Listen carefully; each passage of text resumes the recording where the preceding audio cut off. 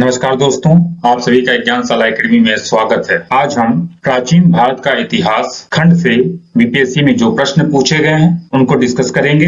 Video शुरू करने से पहले आप हमारे चैनल को सब्सक्राइब कर लीजिए, बेल आइकन को दबा दीजिए ताकि आपको निरंतर अपडेट मिलता रहे। तो चलिए वीडियो को शुरू करते हैं। प्रश्न को देखते हैं। प्रश्न है, भारत में पशुपालन एवं कृषि के प्राचीनतम साक्ष्य प्राप्त हुए हैं। विकल्प है अंजिरा से, दूसरा विकल्प है दम्ब सदात से, तीसरा विकल्प है किली गुल मोहम्मद से, चौथा विकल्प है मेहरगढ़ से और पांचवा विकल्प है उपयुक्त में से कोई नहीं, दो या दो से अधिक। एक बात का ध्यान रखिएगा, कुछ प्रश्नों में 5 विकल्प होंगे और कुछ प्रश्नों में 4 विकल्प होंगे। ऐसा इसलिए है क्योंकि 5वां विकल्प बीपीएससी ने हाल ही में शुरू किया है। पहले केवल 4 विकल्प आते थे, अब 5 विकल्प आने लगे हैं। तो जो पहले के प्रश्न होंगे उसमें केवल 4 विकल्प ही होगा। ये जो चारों विकल्प हैं ऊपर, अंजीरा, दम्ब सदात, किली गुल मोहम्मद और मेहरगढ़, हड़प्पा कालीन नगर हैं और हड़प्पा कालीन नगर को 3 भागों में बांट सकते हैं। पहला प्राक हड़प्पा स्थल, दूसरा हड़प्पा कालीन स्थल और तीसरा हड़प्पोत्तर स्थल। ये जो चारों विकल्प हैं ये सिंधु सभ्यता या हड़प्पा सभ्यता के शुरुआत नगर हैं और इन नगरों में मेहरगढ़ में सबसे पहले पशुपालन तथा कृषि के साक्ष्य मिले थे। लेकिन जो नवीनतम खोज हुई है उसके बाद उत्तर प्रदेश के संत कबीर नगर में एक जगह है लहुरा देव। अब यह माना जाता है कि लहुरा देव में पशुपालन तथा कृषि सबसे पहले हुई थी। लहुरा देव विकल्प में नहीं है, इस कारण मेहरगढ़ विकल्प में सही होना चाहिए। लेकिन फिर यहाँ ध्यान देना है कि विकल्प ई दिया हुआ है, उपयुक्त में से कोई नहीं, 2 या 2 से अधिक। ऐसी स्थिति में विकल्प ई सही होना चाहिए, लेकिन बीपीएससी ने डी विकल्प को सही माना था। ऐसा इसलिए कि बहुत सारे इतिहासकार मानते हैं कि मेहरगढ़ में ही सबसे पहले पशुपालन और कृषि के साक्ष्य मिले थे। लेकिन अब बहुत सारे इतिहासकारों का मानना है वह स्थल लहुरा देव था जहां पर सबसे पहले कृषि और पशुपालन के साक्ष्य मिले हैं और अब लगभग बहुमत लहुरा देव के पक्ष में है। इसलिए ऐसे प्रश्नों में अब हम लहुरा देव को आंसर लगाएंगे। अगला प्रश्न, निम्नलिखित में से किसको कैल्कोलिथिक युग भी कहा जाता है? कैल्कोलिथिक यानी कि ये चालकोलिथिक कहना चाहते हैं, ये गूगल ट्रांसलेशन है जिसके चलते ये कैल्कोलिथिक हो गया। चालकोलिथिक 2 शब्दों से बना है, चालको और लिथोस। ये ग्रीक वर्ड है। चालको का अर्थ होता है कॉपर, वहीं लिथोस का अर्थ होता है स्टोन। इस तरह देखा जाए तो ताम्र पाषाण युग को चालकोलिथिक युग भी कहा जाता है। तो अब हम विकल्प देखते हैं। पहला विकल्प है पूरा पाषाण युग, दूसरा विकल्प है नव पाषाण युग, तीसरा विकल्प है ताम्र पाषाण युग और चौथा विकल्प है लौह युग। तो इसका आंसर हो जाएगा सी यानी कि ताम्र पाषाण युग। अगला प्रश्न, हड़प्पा में मिट्टी के बर्तनों पर सामान्यतः किस रंग का उपयोग हुआ था? तो हड़प्पा काल में जो मिट्टी के बर्तन थे उस पे लाल रंग का प्रयोग हुआ है। तो पहला विकल्प है लाल, दूसरा है नीला हरा, तीसरा है पांडु, चौथा है नीला। तो आंसर हो जाएगा ए लाल। अगला प्रश्न, सिंधु सभ्यता निम्नलिखित में से किस युग में पड़ता है? पहला विकल्प ऐतिहासिक काल, दूसरा प्रागैतिहासिक काल, तीसरा उत्तर ऐतिहासिक काल और चौथा आद्य ऐतिहासिक काल। हम इतिहास को 3 कालों में विभाजित कर सकते हैं। पहला प्रागैतिहासिक काल, दूसरा आद्य ऐतिहासिक काल और तीसरा ऐतिहासिक काल। इतिहास को जानने के 2 स्रोत होते हैं, एक पुरातात्विक और दूसरा साहित्यिक। ऐसे काल को प्रागैतिहासिक काल कहा जाता है जिसे हम केवल पुरातात्विक स्रोतों के माध्यम से जानते हैं। उस दौर में किसी साहित्य की रचना नहीं हुई है। ऐसे काल को प्रागैतिहासिक काल कहा जाता है। इसमें पूरा पाषाण काल, मध्य पाषाण काल, नव पाषाण काल शामिल है। इसके बाद आता है आद्य ऐतिहासिक काल। इस काल में लोग लिखना और पढ़ना भी जानते थे, लेकिन यह काल बहुत पुराना हो गया और इस दौर की जो लिपि हुआ करती थी आज वो लिपि नहीं है। हमें इस दौर का साहित्य तो मिला है, लेकिन लिपि न जानने के चलते हम इस दौर के साहित्य को नहीं पढ़ पा रहे हैं। तो यहाँ पे पुरातात्विक स्रोत भी मिला है और साहित्यिक स्रोत मिला है, लेकिन जो साहित्यिक स्रोत हैं उसे हम पढ़ने में समर्थ नहीं हैं। तो ऐसे दौर को जहाँ पर पुरातात्विक स्रोत और साहित्यिक स्रोत दोनों प्राप्त होते हैं, लेकिन साहित्यिक स्रोतों को नहीं पढ़ा जा सकता है, उस काल को आद्य ऐतिहासिक काल कहते हैं। सिंधु सभ्यता इसी काल से संबंधित है। सिंधु सभ्यता में बहुत सारे मोहरों पर लेखकीय साक्ष्य मिले हैं, लेकिन उस लेखकीय साक्ष्य को हम पढ़ने में समर्थ नहीं है। ऐतिहासिक काल वह काल होता है जहां पर पुरातात्विक स्रोत और साहित्यिक स्रोत दोनों होते हैं और हम साहित्यिक स्रोत को पढ़ने में भी समर्थ होते हैं। तो इसका आंसर हो जाएगा आद्य ऐतिहासिक काल, यानी कि विकल्प डी। तो आंसर हो जाएगा डी। अगला प्रश्न, सिंधु घाटी सभ्यता की सबसे महत्वपूर्ण विशेषता क्या है? तो पहला है पकी ईंट से बनी इमारत, सिंधु घाटी सभ्यता की विशेषता थी। प्रथम असली मेहराब, पूजा स्थल भी वहां से मिले हैं, वेदिका कई जगहों से मिले हैं। कला और वास्तुकला, जब भी कोई सभ्यता होगी तो वहाँ कला और वास्तुकला भी होगा। तो देखा जाए तो ए डी सी तो कंफर्म सही हो रहा है, लेकिन इसमें पूछा है सबसे महत्वपूर्ण। अगर सबसे महत्वपूर्ण की बात की जाए तो सिंधु घाटी सभ्यता की सबसे महत्वपूर्ण विशेषता थी पकी ईंटों से बनी इमारत। तो इसका आंसर हो जाएगा ए। अगला प्रश्न, निम्नलिखित में से कौन सा एक हड़प्पा का बंदरगाह है? सिकंदरिया, दूसरा विकल्प लोथल, तीसरा महास्थानगढ़ और चौथा नागपट्टनम। हड़प्पा कालीन शहरों में लोथल से एक गोदी प्राप्त हुई है और इस गोदीवाड़ा का उपयोग विभिन्न सभ्यताओं के साथ व्यापार करने के लिए किया जाता था। तो यानी कि इसका उत्तर हो जाएगा लोथल। लोथल से पोर्ट प्राप्त हुआ है जिसका उपयोग विभिन्न देशों के साथ व्यापार करने के लिए किया जाता था। तो इस तरह देखा जाए तो इसका आंसर हो जाएगा बी। अगला प्रश्न है, निम्न में से किस हड़प्पा कालीन स्थल से टेराकोटा का हल प्राप्त हुआ है? टेराकोटा का मतलब हुआ मिट्टी का। तो मिट्टी का हल कहाँ से प्राप्त हुआ है? पहला विकल्प है धौलावीरा, दूसरा विकल्प है बनावली, तीसरा विकल्प है कालीबंगा, चौथा विकल्प है लोथल, पांचवा है उपयुक्त में से कोई नहीं, दो या दो से अधिक। तो ध्यान दीजिए, जो धौलावीरा है वो गुजरात में है और धौलावीरा में दो शब्द हैं, एक है धौला, धौला का अर्थ होता है सफेद और वीरा का अर्थ होता है कुआं। तो यहाँ से एक कुआं प्राप्त हुआ है, इस कारण इसे धौलावीरा नाम दिया गया। धौलावीरा से ही एक स्टेडियम प्राप्त हुआ है, यहीं से एक विशाल जलाशय भी प्राप्त हुआ है। और जो धौलावीरा स्थल है, इस उत्खनन का कार्य 1967-68 में जेपी जोशी के नेतृत्व में किया गया था। बहुत इंपॉर्टेंट है। दूसरा है बनावली। बनावली जो है हरियाणा में है, ये सरस्वती नदी के तट पे बसा हुआ शहर था। बनावली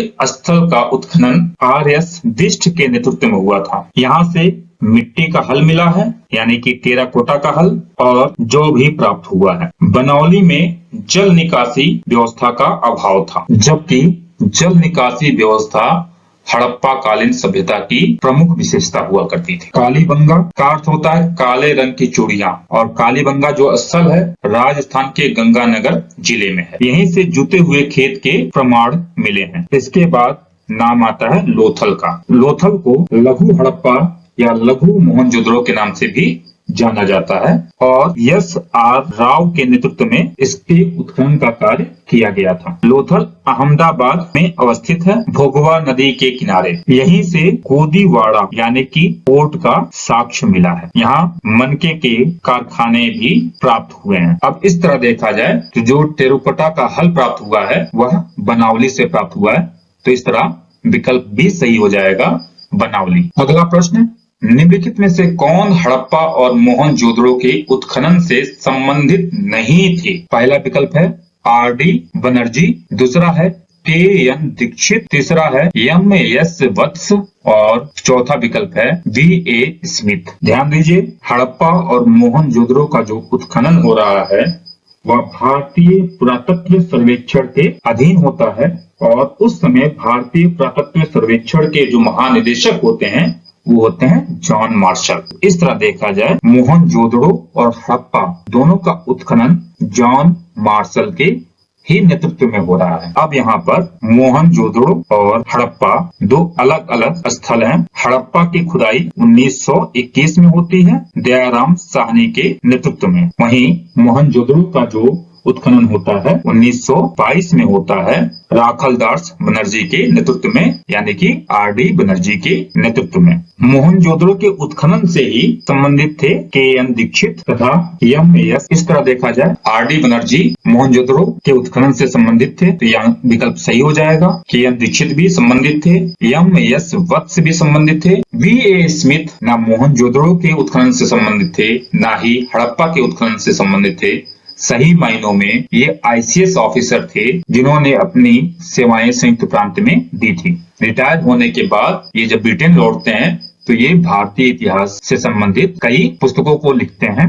वी.ए. स्मिथ ने ही समुद्रगुप्त को, जो गुप्त वंश का प्रतापी शासक था, भारत का नेपोलियन कहा था। तो आंसर हो जाएगा डी, वी.ए. स्मिथ। अगला प्रश्न है, बोगज कोई का महत्व इसलिए है कि पहला विकल्प, वहां जो अभिलेख प्राप्त हुए हैं उनमें वैदिक देवी तथा देवताओं का वर्णन मिलता है। बी, मध्य एशिया तथा तिब्बत के बीच एक महत्वपूर्ण व्यापारिक केंद्र जाना जाता है। सी, वेद के मूल ग्रंथ की रचना यहीं हुई थी। डी, उपयुक्त में से कोई भी नहीं। बोगज कोई एक जगह है जो एशिया माइनर में है।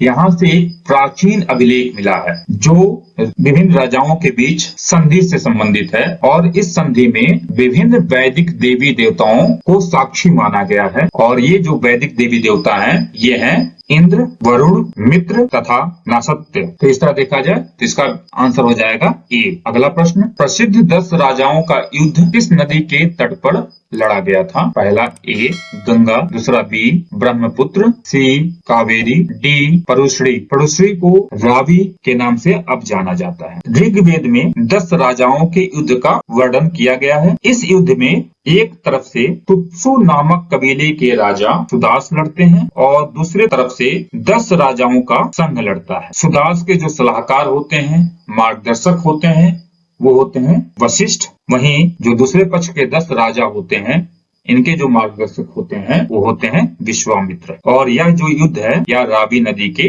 तट पर लड़ा गया था। तो आंसर हो जाएगा डी, यानी कि परुश्री नदी या रावी। वरुण। अगला प्रश्न, ब्राह्मी लिपि को सर्वप्रथम किसने पढ़ा? पहला विकल्प ए, कनिंघम, दूसरा विकल्प एच दानी, तीसरा विकल्प व्यूलर और चौथा विकल्प जेम्स प्रिंसेप। मौर्य वंश के बारे में हमें सबसे सटीक जानकारी जहां से मिलती है वो है अशोक के अभिलेख। अशोक के अभिलेखों को हम 3 वर्गों के तहत वर्गीकृत कर सकते हैं। पहला, ऐसे अभिलेख जिन्हें शिला पर लिखा गया है, पत्थर पर लिखा गया है, ऐसे अभिलेख को शिलालेख कहते हैं। दूसरा, स्तंभ लेख, और तीसरा, गुहा लेख। अशोक के जो लेख हैं वो प्रायः 2 लिपि में लिखे गए हैं, एक ब्राह्मी और दूसरा खरोष्ठी। खरोष्ठी लिपि को दाएं से बाएं लिखा जाता है और ब्राह्मी लिपि को बाएं से दाएं लिखा जाता था, जैसा कि देवनागरी लिपि को लिखा जाता है। ब्राह्मी लिपि को सबसे पहले जेम्स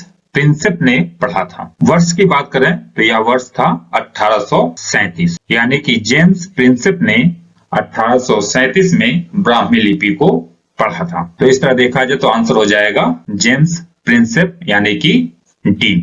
अगला प्रश्न, मेगास्थनीज की पुस्तक का नाम क्या है? मेगास्थनीज जो होता है सेल्यूकस का राजदूत होता है और यह चंद्रगुप्त मौर्य के दरबार में आया होता है। इसने इंडिका नामक पुस्तक लिखी होती है और इस पुस्तक में उसने पटना को पालीप्रोथा के नाम से संबोधित किया है। इसने नगर प्रशासन के बारे में विस्तार से चर्चा की है और कहा है पटना नगर के प्रशासन के लिए 6 समितियां थीं और प्रत्येक समिति में 5 सदस्य हुआ करते थे। तो इस तरह देखा जाए कुल सदस्य होते थे 30। इसी तरह उसने सैन्य प्रशासन के लिए भी 6 समितियों का उल्लेख किया है और प्रत्येक समिति में 5 सदस्य हुआ करते थे। इसने भारतीय समाज को 7 वर्गों में वर्गीकृत किया है, 7 वर्गों में बांटा है। पहला दार्शनिक, दूसरा कृषक, तीसरा पशुपालक, चौथा कारीगर, पांचवा योद्धा या सैनिक, छठा निरीक्षक और 7वां सभासद। भारतीय समाज का जो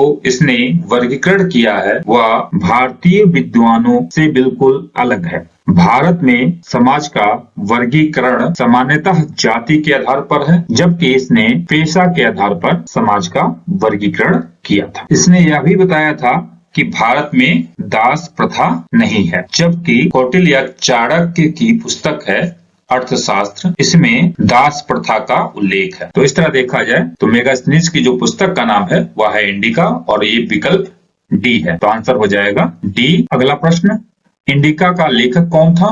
सेम होगा मेगास्थनीज। पहला विकल्प है विष्णुगुप्त, दूसरा है मेगास्थनीज, तीसरा है डायमेकस और चौथा है प्लिनी। तो इसका आंसर हो जाएगा मेगास्थनीज, यानी कि आंसर हो जाएगा बी। अगला प्रश्न है मेगास्थनीज किसका दूत था? ए सेलुकस का, बी सिकंदर का, सी डेरियस का, डी यूनानियों का, ई उपयुक्त में से कोई नहीं, दो या दो से अधिक। तो इसका आंसर हो जाएगा सेल्यूकस का। अगला प्रश्न है अंतिम मौर्य सम्राट था? ए जालौक, बी अवंतीवर्मा, सी नंदीवर्धन, डी बृहद्रथ। पहला मौर्य सम्राट चंद्रगुप्त मौर्य थे, इसके बाद इनका पुत्र बिंदुसार शासक बनता है, इसके बाद अशोक महान शासक बनते हैं। अशोक महान के बाद मौर्य वंश का अवसान होना शुरू हो जाता है और जो अंतिम राजा होते हैं वो होते हैं बृहद्रथ। तो इस तरह देखा जाए इसका आंसर हो जाएगा बृहद्रथ, यानी कि ऑप्शन डी। अगला प्रश्न, किस अभिलेख में रुद्रदामन प्रथम की विभिन्न उपलब्धियां वर्णित हैं? ए जूनागढ़, बी भित्री, सी नासिक, डी सांची। तो इसका आंसर है जूनागढ़। और जूनागढ़ अभिलेख बहुत महत्वपूर्ण है, इससे कई जानकारियां मिलती हैं। पहली महत्वपूर्ण जानकारी है वो इसी से सुदर्शन झील के बारे में जानकारी मिलती है। दूसरी जो महत्वपूर्ण जानकारी मिलती है वो यह मिलता है कि मौर्य वंश, विशेष रूप से चंद्रगुप्त मौर्य का राज्य विस्तार सौराष्ट्र तक था। अगला, राज्य विस्तार सौराष्ट्र तक था। सुदर्शन झील का निर्माण पुष्यगुप्त ने करवाया था और पुष्यगुप्त जो होते हैं वो चंद्रगुप्त मौर्य के राज्यपाल होते हैं सौराष्ट्र प्रदेश में। फिर अशोक के समय इस प्रदेश के राज्यपाल होते हैं, यानी कि अशोक के राज्यपाल होते हैं तुषास्प, ये यूनानी होते हैं। तो तुषास्प ने इस झील पर बांध बनवाया था और कई नहरों का भी निर्माण करवाया था। इसके बाद होते हैं रुद्रदामन। रुद्रदामन ने भी इस बांध का पुनर्निर्माण करवाया था और पुनः स्कंदगुप्त के राज्यपाल पर्णदत्त के पुत्र होते हैं चक्रपालित, और चक्रपालित गिरनार के नगरपति होते हैं। चक्रपालित ने भी इस बांध का पुनर्निर्माण करवाया था। इनके समय यह बांध टूट जाता है और ये बांध का पुनर्निर्माण करवाते हैं। जूनागढ़ अभिलेख के अनुसार इन्होंने 2 महीने के अंदर ही इस बांध का पुनर्निर्माण करवा दिया था। जूनागढ़ अभिलेख पर ही रुद्रदामन की विभिन्न उपलब्धियों का वर्णन किया गया है। तो आंसर हो जाएगा ए। अगला प्रश्न, ऋग्वेद का कौन सा मंडल पूर्णतः सोम को समर्पित है? ऋग्वेद का 9वां मंडल सोम से संबंधित है। तो पहला विकल्प है 7वां मंडल, दूसरा विकल्प है 8वां मंडल, तीसरा विकल्प है 9वां मंडल और चौथा विकल्प है 10वां मंडल। तो इसका आंसर हो जाएगा 9वां मंडल। आंसर हो जाएगा सी। अगला प्रश्न है ऋग्वेद संहिता का 9वां मंडल पूर्णतः किसको समर्पित है? सेम क्वेश्चन है, तो ये हो जाएगा सोम। सोम एक पेय पदार्थ हुआ करता था। पहला विकल्प है इंद्र और उनका हाथी, ये नहीं होगा। उर्वशी तथा स्वर्ग नहीं होगा। पौधों और जड़ी बूटियों से संबंधित देवतागण, ये भी नहीं होगा। सोम और इस पेय पर नामाकृत देवता, ये सही हो जाएगा। तो आंसर हो जाएगा डी। गायत्री मंत्र किस पुस्तक में मिलता है? गायत्री मंत्र ऋग्वेद में ही मिलता है। पहला विकल्प है उपनिषद, दूसरा विकल्प है भगवत गीता, तीसरा विकल्प है ऋग्वेद, चौथा विकल्प है यजुर्वेद। तो इसका आंसर हो जाएगा ऋग्वेद, यानी कि विकल्प सी। अगला प्रश्न है महावीर स्वामी का जन्म कहाँ हुआ था? ए कुंडग्राम में, बी पाटलिपुत्र में, सी मगध में, डी वैशाली में। महावीर स्वामी या वर्धमान महावीर जैन धर्म के 24वें तीर्थंकर थे। इनका जन्म 599 ईसा पूर्व में वैशाली के कुंडग्राम या कुंडल ग्राम में हुआ था। इनकी माता का नाम चिलन्ना था और पिता का नाम सिद्धार्थ था। माता चिलन्ना